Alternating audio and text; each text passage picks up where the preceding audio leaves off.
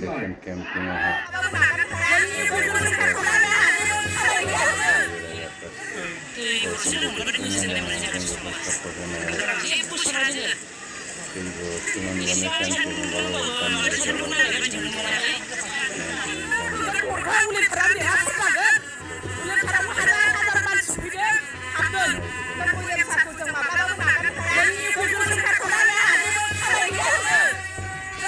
কিন্তু এবার